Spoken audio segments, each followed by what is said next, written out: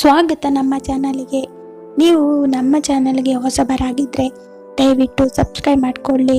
ನಿಮ್ಮ ಸಬ್ಸ್ಕ್ರೈಬ್ ಮತ್ತು ಲೈಕ್ಗಳೇ ನಮಗೆ ಪ್ರೋತ್ಸಾಹ.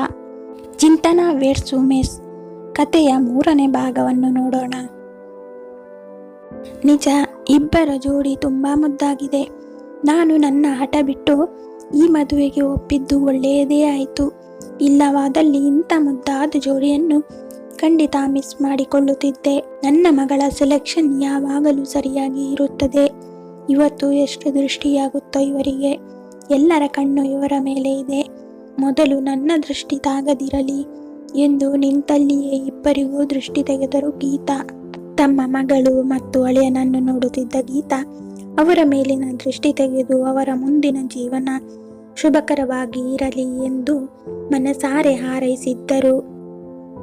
ಹಾಗೆ ನೋಡುತ್ತಾ ನಿಂತಿದ್ದವರಿಗೆ ಮುಂದಿನ ಕ್ಷಣದಲ್ಲಿ ಏನು ನಡೆಯುವುದು ಎಂಬ ಸಣ್ಣ ಅಂದಾಜು ಕೂಡ ಇರಲಿಲ್ಲ. ಹಾಗೆ ನಿಂತು ತಮ್ಮ ಮಗಳು ಮತ್ತು ಅಳಿಯನನ್ನು ಕಣ್ಣು ತುಂಬಿಕೊಳ್ಳುತ್ತಿದ್ದರು. ಆ ಕ್ಷಣದಲ್ಲಿ ವೇದಿಕೆಯ ಮುಂದೆ ನಿಂತಿದ್ದ ಗೀತನಿಗೆ ಅಚಾನಕ್ಕಾಗಿ ಏನೋ ಅಸಹಜವಾಗಿ ತೋರಿತು. ಉಮೇಶನ ಮುಖದಲ್ಲಿ ಬದಲಾವಣೆಗಳು ಕಾಣಿಸಿಕೊಳ್ಳತೊಡಗಿದವು. ಅವರು ನೋಡುತ್ತಿದ್ದಂತೆ ಅವರ ಕಣ್ಣ ಮುಂದೆಯೇ ವರನಾದ ಉಮೇಶ ತಮ್ಮ ಮಗಳು ಚಿಂತನ ಜೊತೆ ನಗುತ್ತಾ ಮಾತನಾಡುತ್ತಿದ್ದವನು ಇದ್ದಕ್ಕಿದ್ದ ಹಾಗೆ ಕುಸಿದು ಬಿದ್ದಿದ್ದ.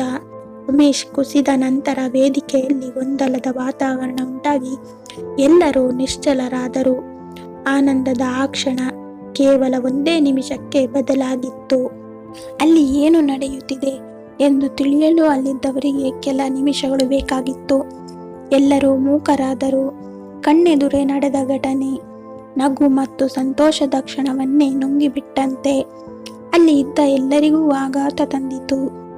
ಗೀತನಿಗೆ ತಮ್ಮ ಮಗಳ ಕಣ್ಣಿನಲ್ಲಿ ಭಯದ ಜೊತೆ ಆತಂಕ ಕಂಡರು. ತಾವು ಕೂಡ ಅಳಿಯನನ್ನು ಹಿಡಿಯಲು ಮುಂದಾದರು. ಆದರೆ ಅವನ ಶರೀರವು ಈಗಾಗಲೇ ನೆಲಕ್ಕೆ ಕುಸಿದಾಗಿತ್ತು. ಉಮೇಶ ಕುಸಿದು ಬಿದ್ದಾಗ ಅವನಿಗೆ ಏನಾಗುತ್ತಿದೆ ಎಂಬುದು ಯಾರಿಗೂ ಮೊದಲೇ ಅರ್ಥವಾಗಲಿಲ್ಲ. ನಿಶ್ಚಲವಾಗಿ ಕಣ್ಣೆದುರಿನ ದೃಶ್ಯವನ್ನು ನಂಬಲಾರದೆ, ನಿಶ್ಚಲವಾಗಿ ತಕ್ಷಣವೇ ಪ್ರತಿಕ್ರಿಯಿಸಲಾರದೆ ನೋಡುತ್ತಿದ್ದರು. ಚಿಂತನ ಕೂಡ ಆಘಾತದಿಂದ ನೋಡುವಾಗಲೇ ಎಲ್ಲರೂ, ಅಂದರೆ ಉಮೇಶನ ಅಪ್ಪ, ಅಮ್ಮ, ತಮ್ಮ ಮತ್ತು ಗೆಳೆಯರು, ಬಂಧು ಬಳಗದವರು ಅಲ್ಲಿ ಬಂದು ಅವನ ಸುತ್ತ ಸೇರಿದರು. ಅವರೆಲ್ಲರೂ ಆತನಿಗೆ ಏನಾಯಿತು ಎಂಬ ಆತಂಕದಲ್ಲಿ ಮುಳುಗಿದ್ದರು. ಕುಟುಂಬಸ್ಥರು ಆತನಿಗೆ ಪ್ರಥಮ ಚಿಕಿತ್ಸೆ ನೀಡಲು ಪ್ರಯತ್ನಿಸಿದರೂ ಆತ ಸ್ಪಂದಿಸಲಿಲ್ಲ.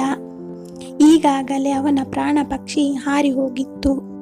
ತಕ್ಷಣವೇ ಕೆಲವರು ಆಂಬ್ಯುಲೆನ್ಸ್ಗೆ ಕರೆ ಮಾಡಿದರು.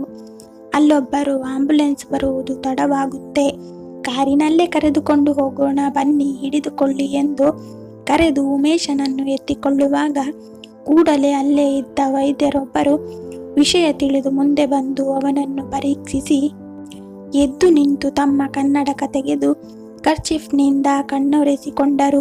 ಚಿಂತನ ಕೆಳಗೆ ಕುಳಿತು ಉಮೇಶ್ ಕೈಯನ್ನು ಅವಳ ಕೈಯಲ್ಲಿ ತೆಗೆದುಕೊಂಡು ಅವನ ಪಕ್ಕದಲ್ಲೇ ಕುಳಿತಳು. ಪಕ್ಕದಲ್ಲಿ ಇದ್ದ ಉಮೇಶನ ತಂದೆ, ಏನಾಯಿತೋ ನನ್ನ ಮಗನಿಗೆ ಹೇಳೋ, ನನ್ನ ಮಗನಿಗೆ ಏನಾಗಿದೆ ಅಂತ ತಮ್ಮ ಸ್ನೇಹಿತನನ್ನು ಕೇಳಲು, ನಮ್ಮ ಉಮೇಶ್ ಇನ್ನಿಲ್ಲ ಕಣೋ ಅಂತಷ್ಟೇ ಹೇಳಿದ ಡಾಕ್ಟರ್ ಅಲ್ಲಿ ನಿಲ್ಲದೆ ಅಲ್ಲಿಂದ ಹೊರಟು ಕಲ್ಯಾಣ ಮಂಟಪದ ಹೊರಗೆ ಬಂದು ಅಲ್ಲೇ ಇದ್ದ ಕಲ್ಲು ಬೆಂಚೊಂದರ ಮೇಲೆ ಕುಳಿತು ಬಿಟ್ಟರು. ಅವರಿಗೂ ಇಂಥ ಒಂದು ಘಟನೆಯನ್ನು ಅರಗಿಸಿಕೊಳ್ಳಲು ಸಾಧ್ಯವಾಗುತ್ತಿಲ್ಲ. ಜೊತೆಗೆ ಸ್ನೇಹಿತನ ಮಗನ ಮರಣದ ದುಃಖವನ್ನು ತಡೆಯಲಾಗುತ್ತಿಲ್ಲ. ನಮ್ಮ ಉಮೇಶ್ ಇನ್ನಿಲ್ಲ ಎಂಬ ಆ ಒಂದು ವಾಕ್ಯ ಅಲ್ಲಿದ್ದ ಎಲ್ಲರ ಹೃದಯಗಳನ್ನು ಕುಸಿಯುವಂತೆ ಮಾಡಿತು. ಉಮೇಶನ ತಂದೆ ಆಘಾತದಿಂದ ನೆಲಕ್ಕೆ ಕುಸಿದು ಕುಳಿತರು. ತಾಯಿ ಕೂಡ ಆಘಾತಗೊಂಡಿದ್ದರು. ಉಳಿದವರ ಸ್ಥಿತಿ ಕೂಡ ಬೇರೆಯಾಗಿರಲಿಲ್ಲ. ಇಷ್ಟೊತ್ತು ಚೆನ್ನಾಗಿ ತಮ್ಮ ಕಣ್ಣು ಮುಂದೆ ನಗುತ್ತಾ ಮಾತನಾಡುತ್ತಿದ್ದ ಮಗ ಈಗ ಇನ್ನಿಲ್ಲ ಎಂದರೆ ಆ ತಂದೆ ತಾಯಿಯ ಜೀವ ಹೇಗೆ ತಡೆದುಕೊಳ್ಳುವುದು? ಹೊರಗಿನವರಿಗೆ ಇದನ್ನು ಜೀರ್ಣಿಸಿಕೊಳ್ಳಲು ಸಾಧ್ಯವಾಗುತ್ತಿಲ್ಲ. ಇನ್ನು ಚಿಂತನ ಕಣ್ಣೀರು ತುಂಬಿದ ಕಣ್ಣುಗಳಿಂದ ಉಮೇಶನ ಕೈಯನ್ನು ತನ್ನ ಕೈಯಲ್ಲಿ ಹಿಡಿದುಕೊಂಡೆ ತನ್ನ ಮಾವನ ಕಡೆ ನೋಡುತ್ತಾ, ಅವರು ಹೇಳಿದ್ದು ಸುಳ್ಳು ಮಾವ, ಅವರ ಮಾತು ನಂಬಬೇಡಿ, ನನ್ನ ಉಮೇಶ್ಗೆ ಏನೂ ಆಗಿಲ್ಲ, ಅವರು ನನ್ನ ಬಿಟ್ಟು ಹೋಗೋಕೆ ಸಾಧ್ಯ ಇಲ್ಲ, ಅವರ ಅರ್ಧ ಉಸಿರು ನಾನಾದರೆ ಇನ್ನರ್ಧ ಉಸಿರು ನೀವೆಲ್ಲ, ನಾವೆಲ್ಲ ಇಲ್ಲೇ ಇರುವಾಗ ಅವರೊಬ್ಬರೇ ಹೇಗೆ ಹೋಗ್ತಾರೆ? ಇಲ್ಲ, ಅದೆಂದಿಗೂ ಸಾಧ್ಯ ಇಲ್ಲ ಎಂದವಳು ಅವರು ಏನು ಹೇಳದೆ ಹಾಗೆ ಇರುವುದನ್ನು ನೋಡಿ ತನ್ನ ಅಮ್ಮನ ಕಡೆ ತಿರುಗಿ, ಅಮ್ಮ, ಇಲ್ಲಿ ನೋಡಮ್ಮ, ನಿಮ್ಮ ಅಳಿಯನ್ನ ಹೇಗೆ ನಾಟಕ ಮಾಡ್ತಿದ್ದಾರೆ ಅಂತ ಅವರಿಗೆ ಎದ್ದೇಳೋಕ್ಕೆ ಹೇಳಮ್ಮ ಅಂದಾಗ ಗೀತಾರವರು ಭಾರವಾದ ಮನಸ್ಸಿನಿಂದ ಚಿಂತು ಅಂದರಷ್ಟೇ.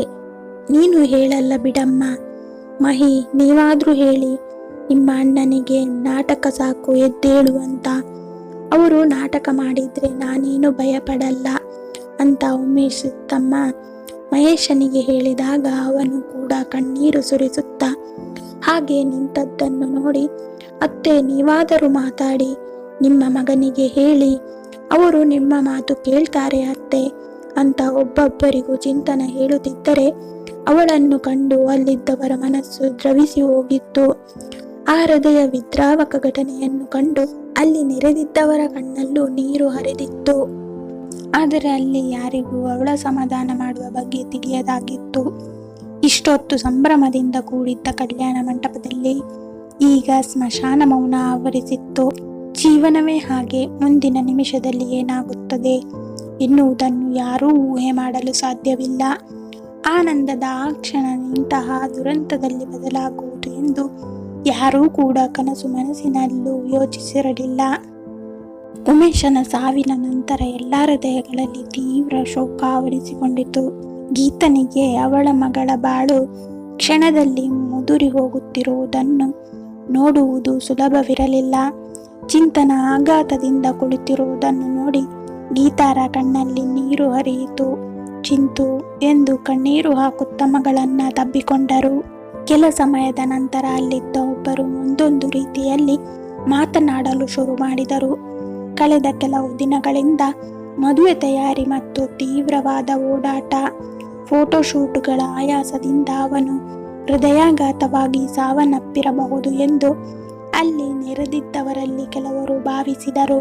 ಕೆಲವರು ಉಮೇಶನ ಸಾವಿಗೆ ಸಂತಾಪ ಸೂಚಿಸುತ್ತಾ ನಿಂತಿದ್ದರೆ, ಇನ್ನು ಕೆಲವರು ಹುಡುಗಿಗೆ ಇಲ್ಲೇ ಯಾರಾದರೂ ಬೇರೆ ಹುಡುಗನ ನೋಡಿ ಮದುವೆ ಮಾಡುವುದು ಸರಿ ಎಂದು ಹೇಳಿದರೆ, ಅಲ್ಲೊಬ್ಬ ಮಹಾಶಯ ಮದುವೆ ಗಂಡಿನ ತಮ್ಮನಿಗೆ ಮದುವೆಯಾಗಿಲ್ಲ, ಅವನಿಗೆ ಏಕೆ ತಂದುಕೊಳ್ಳಬಾರದು ಎಂಬ ಸಲಹೆಯನ್ನು ಕೂಡ ಕೊಟ್ಟಿದ್ದನು. ಆದರೆ ಆ ಸಾವಿನ ಮನೆಯಲ್ಲಿ ಯಾರಿಗೂ ಶವವನ್ನು ಮುಂದೆ ಇಟ್ಟುಕೊಂಡು ಮದುವೆ ಮಾಡುವ ಮನಸ್ಸು ಇರಲಿಲ್ಲ. ಹಾಗಾಗಿ ಅವರು ಯಾರೂ ಈ ಮಾತನ್ನು ತಲೆಗೆ ಹಾಕಿಕೊಳ್ಳಲಿಲ್ಲ. ಕತೆ ಮುಂದುವರಿಯುವುದು. ಕತೆ ಹೇಗಿದೆ ಎಂದು ಕಮೆಂಟ್ ಮಾಡಿ ತಿಳಿಸಿ. ಕತೆ ಇಷ್ಟ ಆಗಿದ್ದರೆ ಲೈಕ್ ಮಾಡಿ, ಶೇರ್ ಮಾಡಿ, ಸಬ್ಸ್ಕ್ರೈಬ್ ಮಾಡೋದನ್ನು ಮರಿಬೇಡಿ.